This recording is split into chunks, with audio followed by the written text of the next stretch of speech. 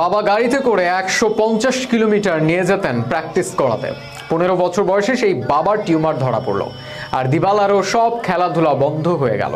কিন্তু তবুও আজকে তিনি পরিচিত গোল্ডেন বয় নামে, যাকে আর্জেন্টিনার মানুষ ডাকে রত্ন বলে।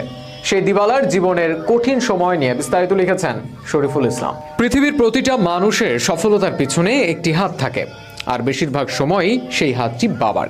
হয়তো নরম কমল না হয়ে শক্ত খসখসে সেই হাতটির কারণে মানুষ পৌঁছায় জীবনের শীর্ষ মুহূর্তে। দিবালার বাবাও তেমনই একজন বাবা। দিবালার ফুটবল জীবনের শুরু স্পোর্টিভয় কর্দোভার অন্যতম বড় ক্লাব ইনস্টিটিউটে অনুশীলনের প্রস্তাব পেয়ে 10 বছর বয়সে সেখানে যোগ দেন তিনি।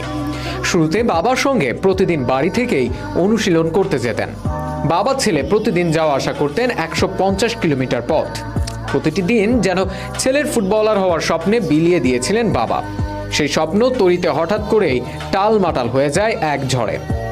আদলফোর শরীরে টিউমার ধরা পড়ে, থমকে যায় অনুশীলন। দিবালার বয়স তখন 15, অপেশাদার ফুটবল থেকে পেশাদার অঙ্গনে এগোনোর সময়। কিন্তু বাবার শেষ দিনগুলোতে তার পাশে থাকতে ক্লাব থেকে ঋণের ব্যবস্থা করে বাড়িতে চলে আসেন দিবালা।